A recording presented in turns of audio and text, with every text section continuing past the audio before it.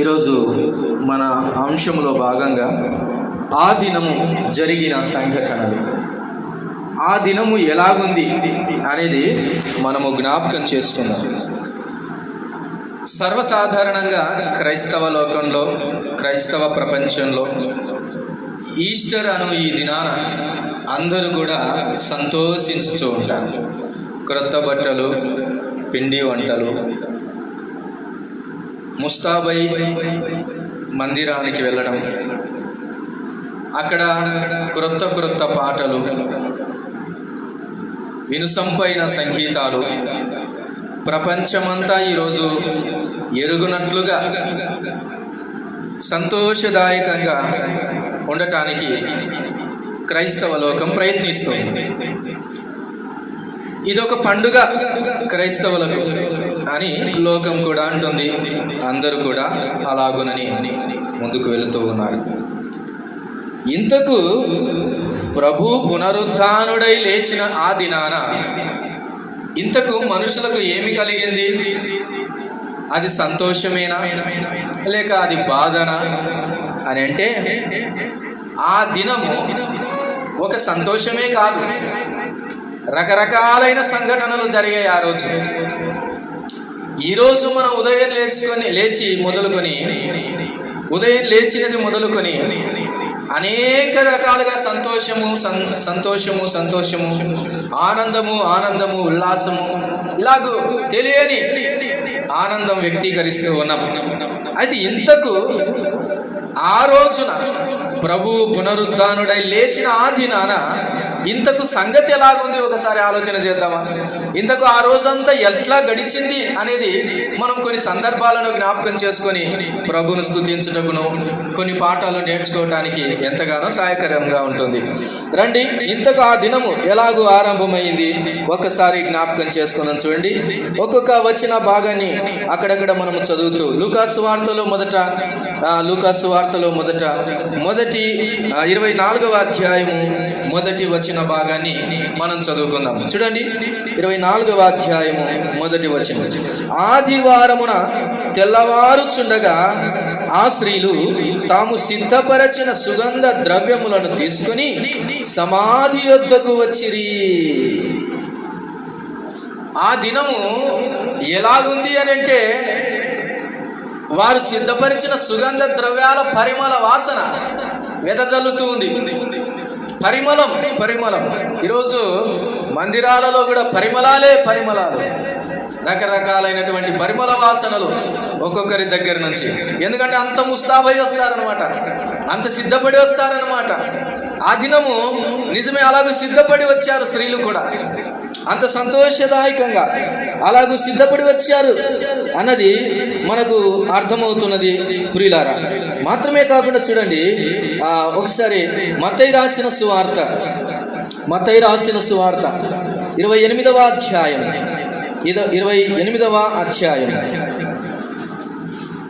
8వ వచనాన్ని చదువుకుందాం. చూడండి, 8వ వచనం. వారు భయముతోనూ మహా ఆనందముతోనూ సమాధి యొద్ద నుండి త్వరగా వెళ్ళి అని చూస్తూ ఉన్నాం. ప్రియులారా, మహా ఆనందము అని చూస్తూ ఉన్నాం. ఆ దినం ఎట్లుందంట? అది మహా ఆనందము అని చూస్తూ ఉన్నాం. వారు మహానందముతో పరిమళ వాసనలు సిద్ధపరుచుకొని సమాధి దగ్గరకు వెళ్ళటం, సమాధి దగ్గర నుంచి తిరిగి రావటం, ఏది ఏమైనా ఆ దినమున ఆనందము, సంతోషము అన్నది అక్కడ కనబడుతుంది అని చూస్తూ ఉన్నాం ప్రియులారా. 16వ అధ్యాయము మార్కు సువార్త మొదటి వచనాన్ని కూడా మనం చదువుకుందాం. చూడండి, మార్కు సువార్త 16వ అధ్యాయం మొదటి వచన భాగాన్ని చదువుకుందాం. ఎలాగో ఆరంభమవుతుంది ఆ దినం. విశ్రాంతి దినము గడిచిపోగా మగ్దలేనే మరియయు, యాగోబు తల్లి అయిన మరియయు, సలోమేయు వచ్చి ఆయనకు పూయవలెనని సుగంధ ద్రవ్యములను కొనిరి. వారు ఆదివారమున పెందల కడ లేచి బయలుదేరి ఆ సూర్యోదయమైనప్పుడు సమాధి యొద్దకు వచ్చుచుండగా. చూసారా, వారు వేకువని లేచారు. ఈరోజు కూడా పండగ, సంతోషం అని చాలా మంది వేకువని లేచి సిద్ధపాట్లు, సుగంధ ద్రవ్యాలు, సంతోషాలు, ఆనందాలు, ఆహా ఎన్ని రకాలుగానో కదా. నిన్నటి దినం వరకు క్రైస్తవ లోకం చాలా మంది ఏడ్చారు.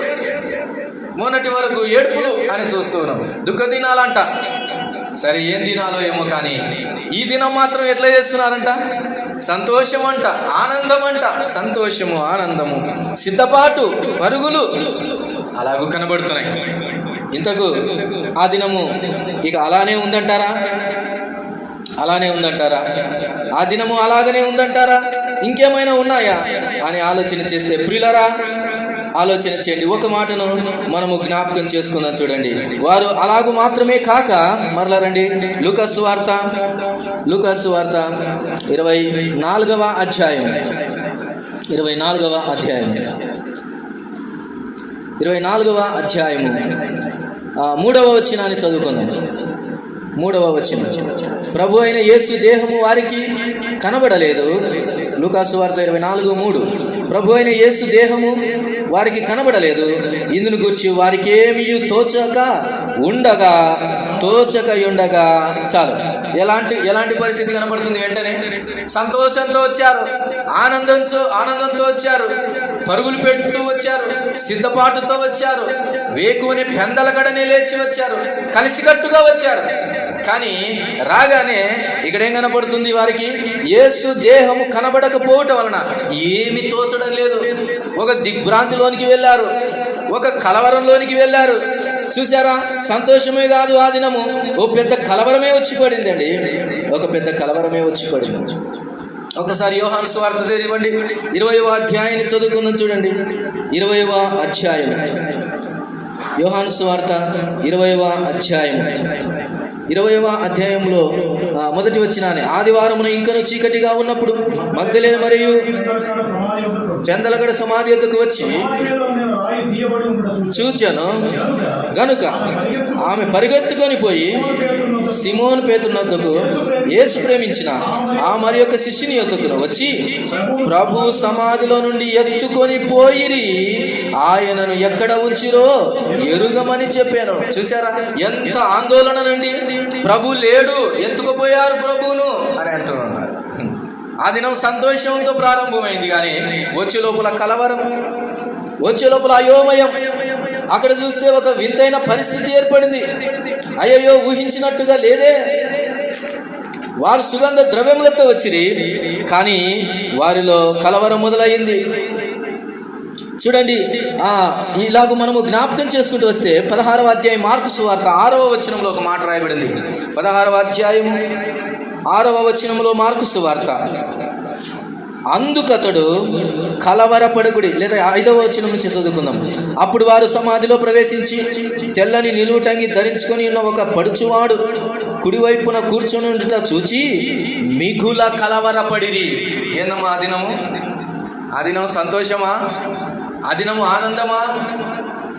ఆనందము కొట్టుకొని పోయింది, సంతోషం కొట్టుకొని పోయింది. ఏమైంది ఇప్పుడు? కలవరం ప్రారంభమైంది. కలవరం, భయం, అయోమయం. అక్కడ నుంచి వచ్చేటప్పుడు అనుకున్నారు, ఇంతకు ఆ పెద్ద రాయి మన కొరకు ఎవరు దొర్లిస్తారు అని డౌట్తో వచ్చారు. దొర్లించిన తర్వాత మరలా భయం. మానవుడు అంతే, దేవుడు లేనప్పుడు భయపడతాడు, దేవుడు కావాలంటాడు. దేవుడు దగ్గరికి వచ్చిన తర్వాత మరలా దేవుని దగ్గర ఉండకుండా మరలా అయోమయం.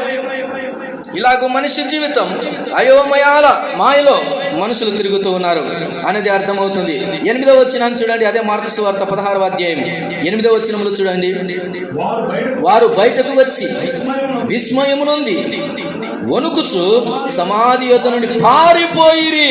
వారు భయపడినందున ఏమనితో ఏమీ చెప్పలేదు, మౌనమైపోయారు, స్టాచ్యూలు అయిపోయారు. ఎందుకని చూడండి, విస్మయం ఉంది, వణుకుచు సమాధి యొద్ద నుంచి ఏమయ్యారంట? పారిపోయినారంట. వారి నాయన యేసయ్య దేహం ఉంటుందేమో, ఇంత తెచ్చిన సుగంధ ద్రవ్యాలు తీసుకుని వచ్చి ఆయన శరీరానికి అలా పూసి ఆనందాన్ని అనుభవించి ఒక కార్యం చేసినట్లే, ఒక ఆచారం జరిగించాలే అని సంతోషంగా వెళ్దామని అనుకుంటే ఇదేంద్రా బాబు, సమాధి తెరవబడింది. లోపల తొంగి చూసినారు, ఇక పారిపోతూ ఉన్నారు. భయం. మనుషులు పైనే ఉంటే ఇలాంటి భయాలే, ఇలాంటి వణుకులే, ఇలాంటి విస్మయాలే, ఇలాంటి విభ్రాంతులే, ఇలాంటి కలవరాలే వస్తాయి. చూడండి మరియ పరిస్థితి చూడండి ఒకసారి ఎలాగూ కనపడుతున్నదో. మరియ పరిస్థితి చూడండి. యోహాను సువార్త 20వ అధ్యాయంలో చూసినట్లయితే, యోహాను సువార్త 20వ అధ్యాయంలో చూసినట్లయితే 13వ వచనం లేదా 11వ వచనం చదువుకున్నాం చూడండి. అయితే మరియా సమాధి బయట నిలిచి ఏడ్చుచుండెను. ఆమె ఏడ్చుచు సమాధిలో వంగి చూడగా, చాలు ఏందంట, ఏడుపులు. లాస్ట్కి ఎక్కడికి వచ్చింది? ఏడుపు కాడికి వచ్చింది. ఏడుపులు. ఆనందం అనుకుంటున్నారు, సంతోషం అనుకుంటున్నారు, ప్రభు తిరిగి లేచాడు. కానీ కొంతమంది విషయంలో ఇది ఏడుపు. బయటికి సంతోషమే, లోపల ఏడుపు. ఇంతకు ఈమె ఏడుపు ఏంటి అని అంటే, ప్రభు లేచాడని ఏడుపు కాదు ఈమెది. ఈమె ఏడుపు ఏంటి? ప్రభు శరీరం కనపడకుండా పోయింది, శవం ఏడుపు పోయింది అనుకుంటుంది ఈమె ఏడుపు. అందుకోసం అందుకే చాలా మంది క్రైస్తవుల ఏడుపులు ఎందుకుంటాయో తెలుసా? ఈ శరీర సంబంధమైన కోరికల కోసం ఉంటాయి. పండగ రోజే ఏడ్చుంటారు కొంతమంది, ఎందుకంటే కొత్త బట్టలు లేవాలి, ఇదొక ఏడుపు. కొత్త బట్టలు ఉన్నా కానీ నాకంటే అక్కది బాగుందని ఈమెకి ఏడుపు. కొత్త బట్టలు ఉన్నాయి, అన్నీ బాగున్నాయి, కావలసినంత డబ్బులు చేతికి ఇవ్వలేదని డాడీ మీద ఏడుపులు. అన్నీ బాగుంటే ఏదో ఒక చిన్న మాటతో భార్యాభర్తలు ఇద్దరు కొట్లాడుకొని ఏడుపులు మళ్ళా ఆ రోజే కలుగుతుంటాయి అన్నీ. కాబట్టి ప్రియులారా, ఆ దినము ఎలాగూ జరిగింది అని అంటే అది సంతోషమే కాదు, అది కలవరం, అది భయం. ఎప్పుడు ఒక మనిషికి భయం, ఎప్పుడు ఒక మనిషికి కలవరం, ఎప్పుడు ఒక మనిషికి విభ్రాంతి, ఎప్పుడు ఒక మనిషికి ఏడుపు అని అంటే యేసు అర్థం కానంత వరకు, రెండవది యేసు దొరకనంత వరకు అది ఏడుపు. ఆ రోజు జరిగిన మరికొన్ని సంఘటనలు మూడుగా కొన్ని విషయాలు జ్ఞాపకం చేసుకుందాం. ఒక 3 విషయాలను జ్ఞాపకం చేసుకుందాం. చూడండి, లూకా సువార్తలో ఒక మాటను జ్ఞాపకం చేసుకుందాం. ఇది ఇట్లా ఉండగా ప్రభు నన్ను చూసి ఆనందిస్తారులే వీళ్ళు అని అనుకుంటే ప్రభువుకు ఎలాంటి పరిస్థితి ఏర్పడిందో చూడండి. వారు ఆ రోజు ఏడుపులే కాదు, కలవరాలే కాదు, భయాలే కాదు, ఎలాంటి పరిస్థితులు కనపడుతున్నాయి చూడండి. లూకా సువార్త 24:36 వచనం ఒకసారి చదువుకుందామా. వారిలాగు మాట్లాడుచుండగా ఆయన వారి మధ్య నిలిచి మీకు సమాధానమవునుగా కానీ వారితో అనేను. అయితే వారు దిగులు పడి భయాక్రాంతులై భూతము తమకు కనబడినని తలంచిరి. వారి నాయన, ఇది ఒకటి కథ. యేసు ప్రభు తిరిగి లేచి తను తాను కనపరుచుకోవడానికి ఇష్టపడుతుంటే, తను తాను కనపరుచుకుంటే నా పిల్లలు సంతోషిస్తారులే, ఆనందిస్తారులే అని సజీవుగా కనపరుచుకోవడానికి వచ్చుచున్నప్పుడు కూడా ఏమన్నాడు ఆయన? రాగానే మీకు సమాధానమును గాక ఆయన అంటుంటే వీళ్ళేం చేస్తున్నారు? భయాక్రాంతులై ఇంకేమయ్యారు? దిగులుపడి. దిగులుపడి భయాక్రాంతులై పైపెచ్చు ఈయన ఏమంటున్నారు తెలుసా? భూతము అంటున్నారు. ఏమంటున్నారు? భూతము అంటున్నారు. ఏం కర్మ వచ్చారని ఆయన అన్నట్టు. యేసు ప్రభు వారు నీకు అర్థం కాకపోతే ఆయన భూతమే, అర్థమైతే ఆయన దేవుడు. అర్థం కాకపోతే సందేహమే. అర్థం కాక చాలా మంది ఆయన ఏమంటున్నారంట? భూతము అని అంటున్నారు. భూతం అంటున్నారు. ప్రియులారా, ఈరోజు యేసు ప్రభు విషయంలో నీకేమర్థమయ్యాడు? ఆయన ఎలాగర్థమయ్యాడు? ఆచారబద్ధమైన భక్తిలో ఉంటే ఆయన నీకు భూతం కాక ఇంకేమవుతాడు? కలవరం కాక నీకేమవుతుంది? ఆయన శరీరానికి సుగంధ ద్రవ్యములు పోయడానికి వచ్చిన నీకు విభ్రాంతి కాక ఇంకేం దొరుకుతుంది? ఆయన తిరిగి లేచాడనేటువంటి అర్థం నీలో ఉంటే ఆయన నీకు దేవుడు అవుతాడు. సంతోషమేస్తుంది. అర్థం కానంత వరకు మన బ్రతుకులు ఇంతే. చూడండి, ఒకసారి లూకా 16వ అధ్యాయము, మార్కు సువార్త 16వ అధ్యాయము 12వ వచనాన్ని ఒకసారి చదువుదాం. చూడండి, మార్కు సువార్త 16వ అధ్యాయము 12వ వచనాన్ని చదువుకున్నాం. తర్వాత వారిలో ఇద్దరు ఒక పల్లెటూరికి నడిచిపోచుండగా ఆయన మారు రూపము గలవాడై వారికి ప్రత్యక్షమాయను.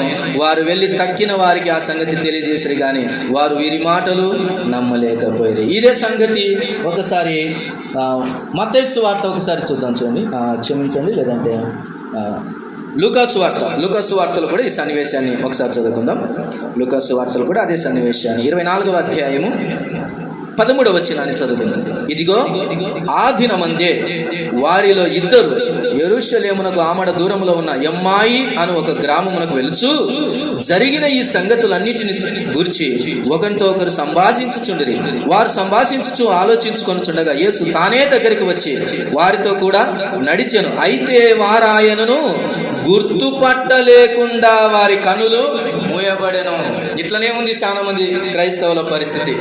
మందిరానికి వస్తున్నారు కానీ వారి మాటలు వాళ్ళకున్నాయి. మాట్లాడుతుంది ఎవరి గురించి? యేసు ప్రభు గురించే. సంభాషణ ఎవరి గురించి? యేసు ప్రభు గురించే. కానీ వారితో నడుస్తున్న యేసును మాత్రం వారు గుర్తుపట్టడం లేదు. ఇది గురుడితనం. నేడు క్రైస్తవులకు ఉన్నటువంటి గురుడితనం ఏంటంటే ఇదే. పండగ చేసుకుంటాం, బట్ట కడతాం, వంట చేస్తాం, తింటాం, సంతోషిస్తాం, కలిసికట్టుగా వెళ్తాం కుటుంబాలుగా. ఆ రోజు అంతకుముందు అబ్సెంట్ అయినా ఆ రోజు మాత్రం ప్రజెంట్ అవుతాం. కానీ ఆయన పాటలే పాడుతుంటాం, ఆయన మాటలే వింటున్నాం, కానీ ఆయన ప్రక్కనే ఉన్నాడని గుర్తుపట్టలేని పరిస్థితి. వినాలి, ఆయన ప్రక్కనే ఉన్నాడన్న సంగతి మర్చిపోతున్నాం. ఆయన ఎదుట నిలబడితే భూతమండ్రి, ఆయన ప్రక్కన నిలబడితే వారితో పాటు నడుస్తూ ఉంటే, వారితో పాటు మాట్లాడుతుంటే మాత్రం గుర్తు పట్టలేని పరిస్థితి. ఇంకా చూడండి, యోహాను సువార్తలో ఈమె మరీ విచిత్రంగా కనబడుతుంది. యోహాను సువార్త 20వ అధ్యాయంలో ఒకరేమో ఆయన గుర్తుపట్టలేని స్థితిలో ఉంటే, ఒకరేమో భూతం అనేటువంటి పరిస్థితిలో ఉంటే, ఇక ఈమెమంటుందో ఒకసారి చూడండి. యోహాను సువార్త 20వ అధ్యాయము 15వ వచనాన్ని చదువుకుందాం. 15వ వచనం.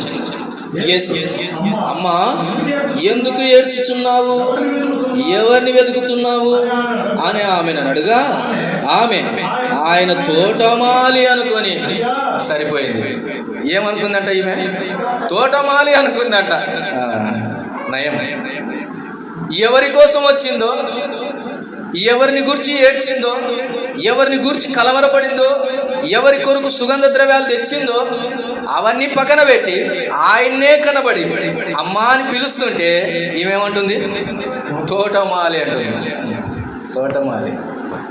ఆ తోటకు ఉన్నటువంటి తోటమాలి అనుకుంటుంది. గుర్తుపట్టలేని పరిస్థితి. అవును, మనము ఆయనను అర్థం చేసుకోలేనంత వరకు ఆయనను గుర్తుపట్టలేము. భూతమని అనుకుంటాం. అయితే ఆయనను అర్థం చేసుకునే విధంగా మనం గనక కన్నులు తెరిస్తే, ఆయనను గుర్తుపడితే మాత్రం మనం అర్థం చేసుకుంటాం. ఆ రోజు ఎన్ని డౌట్లో. అందుకే నేడు కూడా క్రైస్తవ లోకంలో యేసు ప్రభువుని గురించి ఎన్ని డౌట్లో. కన్నులు తెరవకపోతే భూతం అవుతాడు ఆయన. గుర్తుపట్టలేకపోతే నీతో పాటు ఎంత దూరం నడిచినా అర్థం కాదు. గుర్తుపట్టకపోతే ఆయనకు తోటమాలి అనుకుంటావు.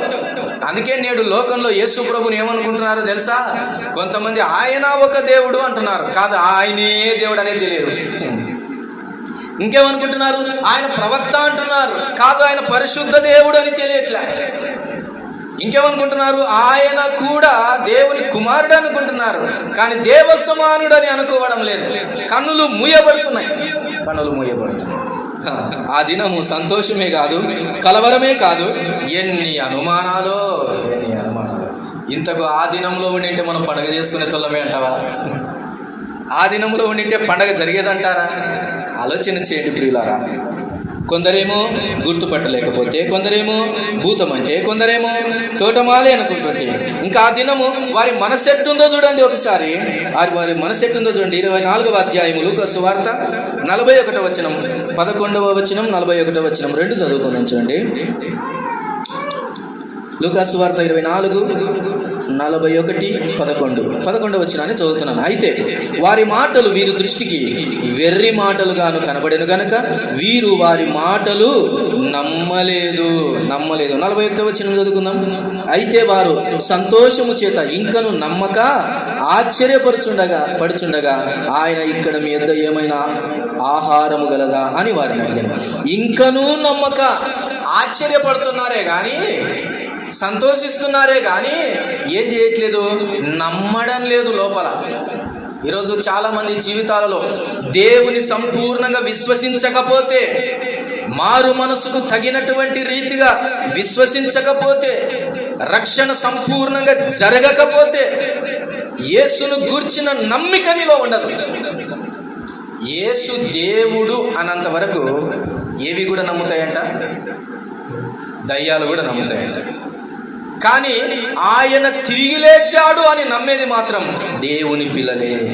ఆయన తిరిగి లేచాడు అని నమ్మిన వారికి గొప్ప రక్షణ ఉన్నది. నమ్మినోళ్ళకే రక్షణ. ఏం నమ్మాలి? యేసు ప్రభు మరణించాడని నమ్మాలి, మరణించి తిరిగి లేచాడని కూడా నమ్మాలి. ఒక్కసారి రోమపత్రిక చూడండి, అట్లా నమ్మితేనే రక్షణ. రోమాపత్రిక 10వ అధ్యాయం 9-10 వచనాలు చదువుకుందాం. రోమాపత్రిక 10వ అధ్యాయము 9-10 వచనాలు మనము చదువుకున్నాం. చూడండి, యేసు ప్రభువని, అదేమనగా యేసు ప్రభువని నీ నోటితో ఒప్పుకొని దేవుడు ఆయనను మృతులలో నుండి ఆయనను లేపెనని నీ హృదయమందు విశ్వసించిన ఎడల నీవు రక్షింపబడుదువు. పునరుత్థానము మీద మన రక్షణ ఆధారపడి ఉంది. గమనించండి, ఆ దినము ఒకటి వారు గుర్తుపట్టలేకపోయి, రెండవది వారి హృదయములలో ఎలాంటి భావన ఉంది అంటే నమ్మలేని హృదయం. ఎలాంటి హృదయం? నమ్మలేని హృదయం. ఇంతకు ఈరోజు యేసు ప్రభు తిరిగి లేచిన దినమని నువ్వు వచ్చావులే, ఇంతకు నమ్ముతున్నావా నీ హృదయానుసారంగా? నీ అంతరంగం లోపల నువ్వు నమ్ముతున్నావా? ఆలోచన చెయ్యి. వారు నమ్మకపోతున్నారు, సంతోషిస్తున్నారు, ఆ సంభ్రమాశ్చర్యం కలుగుతుంది, కానీ నమ్మిక హృదయానికి చేరడం లేదు. నమ్మకము ఎక్కడ కొరత ఉంటుందో, అందుకే నమ్మి బాప్తిసం పొందినవాడు రక్షింపబడను, ఉత్త బాప్తిసం పొందినవాడు రక్షింపబడను. ఉత్త బాప్తిసం పొందుతున్నారు కొంతమంది, వాడికి రక్షణ లేదు. నమ్మి బాప్తిసం పొందాలి. ఏం నమ్మాలి? యేసే దేవుడని, ఆయనే నా కోసం మరణించాడని, ఆయన తిరిగి లేచాడని నువ్వు నమ్మాలి. నువ్వు నమ్మితే నీ హృదయంలో కార్యం జరుగుతుంది. నమ్మిన రోజే రక్షింపబడతావు. ఒకవేళ బాప్తిసం లేట్ అయి చచ్చిపోయినా పరలోకానికి వెళ్తాం. కానీ ముందు నమ్మిక జరగకుండా బాప్తిసం తీసుకుంటే అది సర్టిఫికేట్ తీసుకున్నట్టే కానీ రక్షణ కాదు. అందుకని నమ్మి బాప్తిసం పొందినవాడు రక్షింపబడదు. ఆయన మృతులలో నుంచి లేచాడని నమ్మాలి. వీరేం చేస్తున్నారు? చూస్తున్నారు, సంబరపడుతున్నారు, ఆశ్చర్యపడుతున్నారు, కానీ హృదయంలో ఏం జరగట్లా? నమ్మిక జరగట్లా. చూడండి, మార్కు సువార్త 16వ అధ్యాయంలో ఒకసారి చూద్దాం. మార్కు సువార్త 16వ అధ్యాయం 11-13 వచనాలు ఒకసారి చదువుకుందాం. చూడండి, మార్కు సువార్త 16వ అధ్యాయం 11 నుంచి చదువుకుందాం. 11వ వచనం, 10-11 కలిసినాయి. ఆయనతో ఉండిన వారు దుఃఖపడి ఏడ్చుచుండగా ఆమె వెళ్ళి ఆయన ఆ సంగతి వారికి తెలియజేసాను. కానీ ఆయన బ్రతికి ఉన్నాడనియు ఆమెకు కనబడిననియు వారు విని ఏం చేయలేదట? వారు విని నమ్మకపోయిరి. ఎంత దౌర్భాగ్యం అండి! వాక్యం వింటున్నారు, మందిరాలకు వస్తున్నారు, వాక్యం వింటున్నారు, వారు కూడా విన్నారు. ఆమె వచ్చి చెప్పింది, అమ్మ, అయ్యా నాకు కనబడ్డాడయ్యా ఆయన, నేను చూశానయ్యా ఆయనను అంటే. వింటున్నారు కానీ ఏం జరగట్లేదు? నమ్మకం జరగడం లేదు, నమ్మడం లేదు. హృదయ కాఠిన్యం, బండ వంటి హృదయం, అది కఠినమైపోయింది. అందుకని దేవుని వాక్యం సంధిస్తుండగా అది పగలాలి. పగిలితే జీవజల దారాలు నీలో నుంచి బయటకు వస్తాయి. నమ్మిక నీలో కలుగుతూ ఉంది. వారు విని ఏం చేయలేదంట? నమ్మలేదని చూస్తున్నాం. 13వ వచనం చదువుకుందాం. చూడండి, అదే అధ్యాయంలో 13వ వచనం, వారు వెళ్ళి తక్కిన వారికి ఆ సంగతి తెలియజేసిరి కానీ వారు వీరి మాటనైనను నమ్మకపోయిరి. నమ్మిక లేదు. ప్రియులారా, ఈరోజు క్రైస్తవ్యంలో నమ్మిక లేని ఈస్టర్ కలుగుతుందేమో. ఆయనను అర్థం చేసుకోలేని ఈస్టర్. ఎందుకండి? ఆయన పునరుద్ధానుడయ్యాడని విశ్వసించలేని నీ హృదయం. పండగ ఎందుకు నీ హృదయానికి? నమ్మలేని హృదయానికి దేవుని ప్రేమ అర్థం కాదు. అందుకని అది నమ్మలేని దినం. ఆ దినం మామూలు దినం కాదు. అది సంతోషమే, అది కలవర దినం, అది దుఃఖమైన దినం, అది అయోమయ దినం, అది అర్థం చేసుకోలేని దినం. ఇంకా ఆ దినం ఎలాంటిదంట? నమ్మలేని దినం. ఆ దినం అంతా నమ్మడమే లేకపోతున్నారు వాళ్ళు. చూడండి ఒకసారి యోహాను సువార్త 20వ అధ్యాయం, యోహాను సువార్త 20వ అధ్యాయం 25వ వచనాన్ని ఒకసారి చదువుకుందాం. చూడండి, యోహాను సువార్త 20వ అధ్యాయము 25వ వచనాన్ని చదువుకుందాం. చూడండి, గనుక తక్కిన శిష్యులు మేము ప్రభువును చూచితిమని అతనితో చెప్పగా అతడు, నేను ఆయన చేతులలో మేకుల గుర్తును చూచి నా వ్రేలు ఆయన మేకుల గుర్తులో పెట్టి నా చెయ్యి ఆయన ప్రక్కలో ఉంచితేనే గాని నమ్మను. ఈయన ఎట్ట అంటున్నాడు చూడండి, వారు నమ్మకపోయి అని అంటే ఈయన దీర్ఘం తీర్చున్నాడు. ఏమని? నేను నమ్మను, నా డౌట్ క్లియర్ అయినంత వరకు నేను నమ్మను అంటున్నాడు. ఎవరైనా? మన దేశానికి వచ్చిన ఆయన తోమ. అందుకే మన దేశస్తులు మామూలుగా నమ్మరు, అంత అర్థమైతే కానీ నమ్మరు. అందుకని నమ్మను పో అంటున్నాడు. ఎప్పటి వరకు నమ్మడంట? ఆయన గాయాలు నేను చూశాను కదా, ఆ గాయాలను తాకితే నేను నమ్ముతా. ఆయనను చూసి ఆయన గాయాల్లో చేయబెడితే నేను నమ్ముతా. అంతవరకు నమ్మను. ఏం దినమండి ఈరోజు! ఈస్టర్ అనే సంబరంలో, ఏమయ్యా, ఈస్టర్ అనే సంబరంలో దేవుని వాక్యం నమ్మవా? ఎంతమంది చెబుతున్నా నమ్మవా? ఈ లోకంలో నీ జీవితం ఎంతకాలమని, ఏం సాధిద్దామని, ఎంతవరకు నువ్వు బ్రతుకుదామని, యేసును నమ్మకపోతే ఏం సాధిద్దామని అని తోమాను అడిగితే తోమా ఏమంటున్నాడు? నేను నమ్మను అంటున్నాడు. అయ్యయ్యో, నమ్మిక లేని హృదయమా, నమ్మలేనటువంటి దౌర్భాగ్యపు స్థితియా! ఎంత దౌర్భాగ్యపు స్థితి! వారు నమ్మరు అని చూస్తూ ఉన్నాను. ఈరోజు నువ్వు నమ్ముతున్నావా? యేసయ్య నీ కోసం మరణించాడని నమ్మావా? అలాగైతే నీకు మంచి దినమే, సంతోషమే. యేసు తిరిగి లేచాడని నువ్వు నమ్మకపోతే నీ జీవితం వ్యర్థం. ఒకనాడు నీవు మరణించిన తిరిగి లేచేటటువంటి, అక్షయ శరీరముతో లేచేటటువంటి, మృతులు మరలా లేతురు అన్న ఆ లిస్టులో నీవు కూడా ఉండవు. యేసు తిరిగి లేచాడని నమ్మితే నీవు కూడా ఆయనతో పాటు లేవగలుగుతావు. ఆ దినం సంతోషమే కాదు, కలవరమే. ఆ దినం కలవరమే కాదు, అపనమ్మిక దినం. నమ్మడం లేదు. ఎంత దౌర్భాగ్యపు పరిస్థితి కదా! ఎంత నమ్మడం లేదు. వారి హృదయము కాఠిన్యమైపోయింది. అక్కడ ఎవరెవరున్నారు? ఏమాయి మార్గంలో నడిచిన వారు గుర్తుపట్టలేకపోయారు. శిష్యులు నమ్మలేకపోతున్నారు. మరియే చెప్పింది. ఆ దారిలో చూసినటువంటి ఎమ్మాయి మార్గంలో కలిసిన వారు చెప్తున్నారు నమ్మడంలా. ఇక శిష్యులలోనే కొంతమంది తోమా లాంటి వారు ఇక నమ్మమంటున్నారు. అపనమ్మిక దినం. ఆ దినం ఎన్ని సంఘటనలు జరుగుతున్నాయండి. సంతోషంతో మొదలైనటువంటి ఆ దినం, ఆచారబద్ధంగా మొదలైన ఆ దినం దుఃఖముతో, కలవరంతో, పరుగులతో, తిరుగులతో, గుర్తుపట్టలేని పరిస్థితులతో, ఆశ్చర్యములతో, విభ్రాంతితో మాత్రమే కాదు, అపనమ్మికతో నిండిపోయింది ఆ దినం. ఈ దినం నీవు కూడా నమ్మకపోతే నీకు కలవరమే. యేసుని గూర్చి నీ విషయం ఏమై ఉన్నది, లేకపోతే నీవు నీ హృదయంలో యేసు విషయమై ఏం ఆలోచన చేస్తున్నావు అన్నది గుర్తు చేసుకోవాలి. అయితే ఒక మాట, ఇలాంటి నమ్మలేని వారిని ప్రభు ఏం చేస్తున్నాడు ఒక్కసారి చూడండి. మత్తయి సువార్తలో లేదా ఒకసారి మార్కు సువార్త ఒక్కటి చదువుకుందాం చాలు. మార్కు సువార్త 16-14 చదువుకుందాం. నమ్మలేకపోతే ఏం జరుగుతుంది ఒక్కసారి చూడండి. 14వ వచనం 16. పిమ్మట 11 మంది శిష్యులు భోజనమున కూర్చున్నప్పుడు ఆయన వారికి ప్రత్యక్షమై తాను లేచిన తర్వాత తన్ను చూచిన వారి మాట నమ్మనందున వారి అపనమ్మిక నిమిత్తం, హృదయ కాఠిన్యం నిమిత్తం వారిని గద్దించెను. అది ఏం జరుగుతుంది? గద్దింపు జరుగుతుంది. నమ్మవా? దేవుడు గద్దిస్తున్నాడు. నమ్మని హృదయానికి, కాఠిన్యపు హృదయానికి, బండలాంటి హృదయానికి దేవుడు ఏం చేస్తున్నాడు తెలుసా? గద్దిస్తున్నాడు. దేవుడు గద్దిస్తే ఏమవుతుందో తెలుసా? ఈ సముద్రం ఏమైంది? ఉప్పొంగింది. తుఫాన్ వచ్చింది, గాలి వచ్చింది, పెనుగాలి వచ్చింది. ఓడ మునిగిపోయేటట్టుగా, పడవ మునిగిపోయేటట్టుగా జరుగుతుంది. ఆ లేస్తున్నటువంటి ఆ సముద్రాన్ని, గాలిని ఆయన ఏం చేశాడు? గద్దించెను అన్నది. గద్దింపు నీకు మేలు. ఏం జరుగుతుందో తెలుసా? ఎగిసి పడుతున్న అలల వంటి నీ హృదయం, కలవరపడుతున్న నీ హృదయం, నమ్మలేని నీ హృదయం అది సముద్ర తరంగముల వలె ఎగిసి పడుతుంది.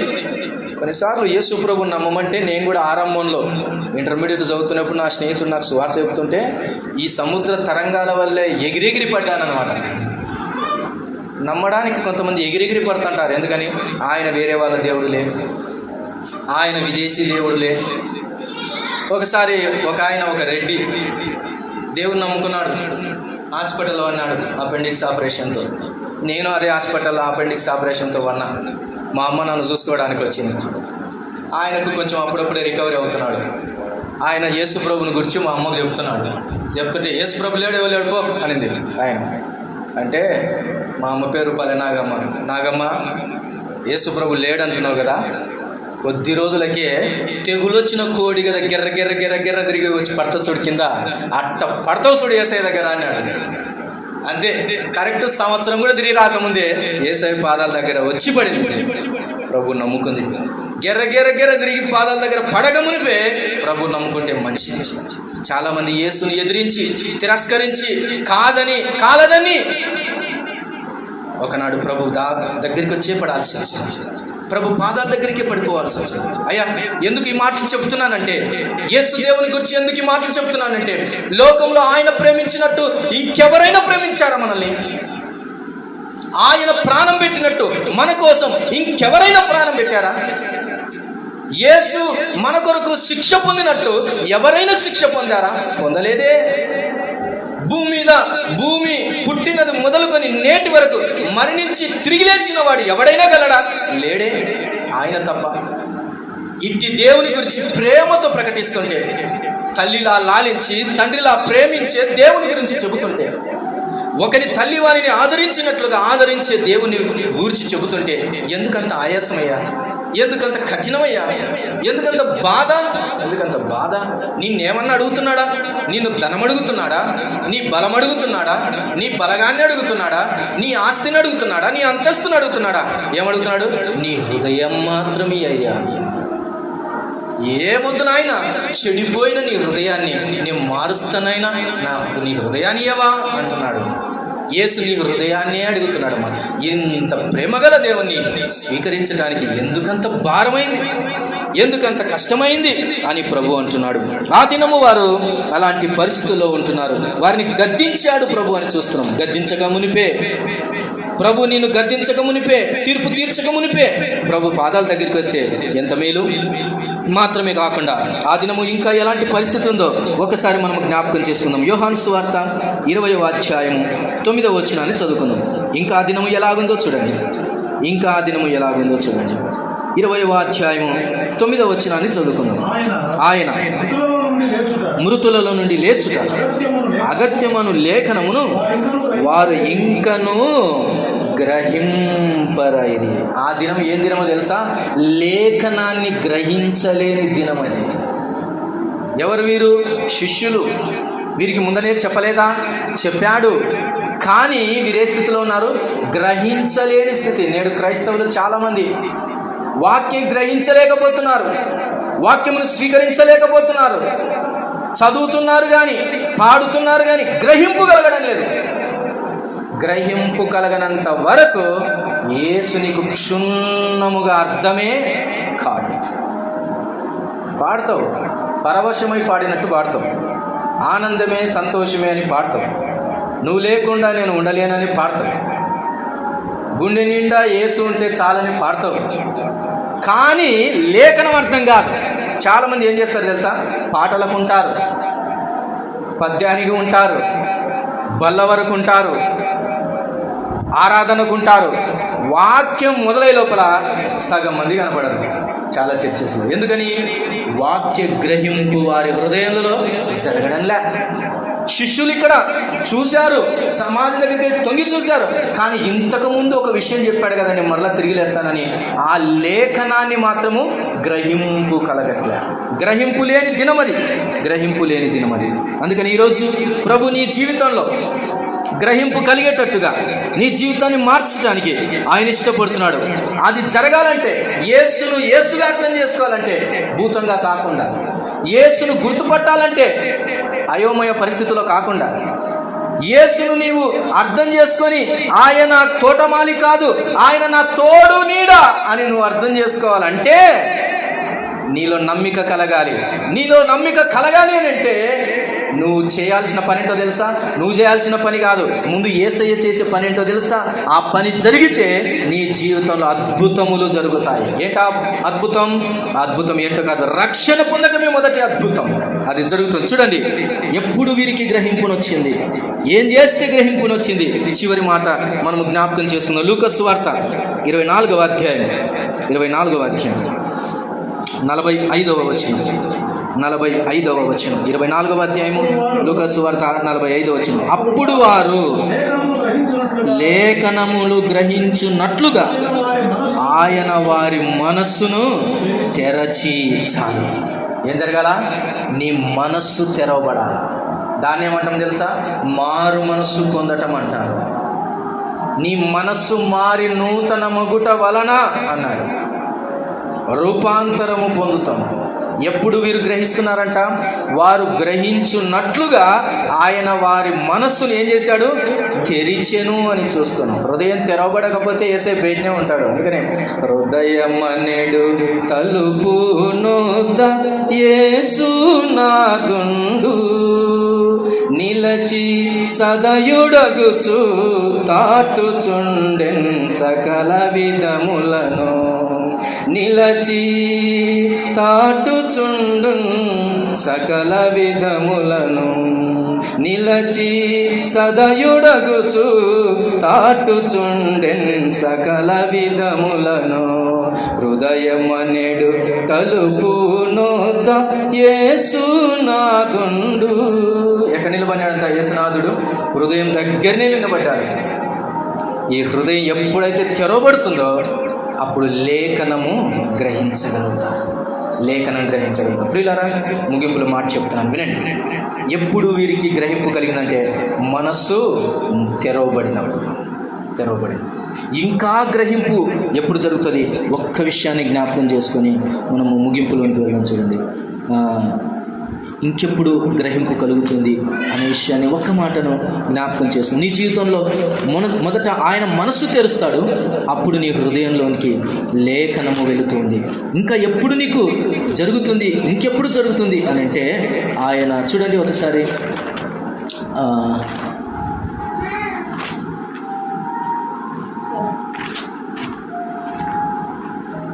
లూకాసు వార్తలోనే 24వ అధ్యాయంలోనే ఒకసారి 35వ వచనాన్ని చదవండి. 35వ వచనం లేదా 32వ వచనం. 24వ అధ్యాయం లూకాసు వార్త 32వ వచనం. అప్పుడు వారు ఆయన త్రోవలో మనతో మాటలాడుచు లేఖనములు మనకు బోధపరచుచున్నప్పుడు మన హృదయము మనలో మండుచుండలేదా అని ఒకనితో ఒకడు చెప్పుకొనిరి. ఏంటంటే వీళ్ళ పరిస్థితి, వారు యేసయ్యతో మాట్లాడుతున్నప్పుడు జ్ఞాపకం చేస్తున్నారు, అరే మనతో యేసయ్య మాట్లాడుతున్నప్పుడు మన హృదయంలో మండిందే, కానీ ఎందుకు గ్రహించలేకపోతుంది? ఆయన యేసుని ఎందుకు గుర్తుపట్టలేకపోతుంది? కారణం ఏంటంటే వారి కన్నులు మూయబడిన. 17వ వచనం చూడండి, వారు ఆయనను గుర్తుపట్టలేకుండా వారి కన్నులు మూయబడను. కన్నులు మూయబడటం వలన, ఒకటి హృదయం మూయబడటం వలన, నీ మనస్సు మూయబడటం వలన నీకు అర్థం కాదు. నీ కన్నులు అనగా ఆత్మ నేత్రాలు మూయబడటం వలన నీకు ఆయన కనబడడు. అయితే ఎప్పుడు తెరవబడిందండి? 30వ వచనం చూడండి, అదే లూకాసు వార్త 30వ వచనం. ఆయన వారితో కూడా భోజనమున కూర్చున్నప్పుడు ఒక రొట్టెను పట్టుకొని స్తోత్రము చేసి దాన్ని విరిచి వారికి పంచిపెట్టగా వారి కన్నులు తెరవబడి ఆయనను గుర్తుపట్టిరి అని చేస్తున్నాం. ఎప్పుడంట? ఆ రొట్టెను ఆశీర్వదించబడిన ఆ రొట్టెను తినినప్పుడు వారి కన్నులు తెరవబడినప్పుడు ఆయనను గుర్తుపట్టిరి. నువ్వెప్పుడు గుర్తుపడతావో తెలుసా? ఆయనను నీ ఆత్మనేత్రాలు తెరవబడినప్పుడు గుర్తుపడతావు. అంతవరకు గుర్తే రాడాయన, గుర్తుపట్టలేవు ఆయనను. నీ జీవితంలో ఆయనను గుర్తుపడుతున్నావా? మరియ కూడా ఏం చేసింది? గుర్తుపట్టక తోటమాలి అనింది. మనస్సు తెరిచినప్పుడు లేఖనం గ్రహిస్తావు, కన్నులు తెరవబడినప్పుడు ఆయనను గుర్తుపడతావు. ఇంకొకటి, ఎప్పుడు నీకు రెవల్యూషన్ వస్తుందో తెలుసా? ఒక్కసారి యోహాను సువార్త 20వ అధ్యాయం చూడండి. 20వ అధ్యాయము 16వ వచనం. 20వ అధ్యాయము 16వ వచనాన్ని చదువుతున్నాను. యేసు ఆమెను చూచి మరియా అని పిలిచాను. ఆమె ఆయన వైపు తిరిగి ఆయనను హెబ్రీ భాషలో రబ్బుని అని పిలిచాను. ఆ మాటకు బోధకుడు అని అర్థం. అంతవరకు ఏమనింది ఆ తల్లి? తోటమాలి అనేది. ఇప్పుడు యేసయ్య మరియతో ఏమంటున్నాడు? మరియా అని పిలుస్తున్నాడు, పేరు పెట్టి పిలుస్తున్నాడు. ఈరోజు నిన్ను కూడా పేరు పెట్టి పిలుస్తున్నాడు, నన్ను కూడా పేరు పెట్టి పిలుస్తున్నాడు. ఎప్పుడు మన హృదయంలో రెవల్యూషన్ లేకపోతే ప్రత్యక్షత కలుగుతుంది అంటే మరియకు అంతవరకు అర్థం కాని ప్రభువు ఇప్పుడు మరియా అని పేరు పెట్టి పిలువగానే రబ్బూని అంటుంది. అంటే బోధకుడా అని అప్పుడు గుర్తుపట్టింది అనమాట. అప్పుడు గుర్తుపట్టింది.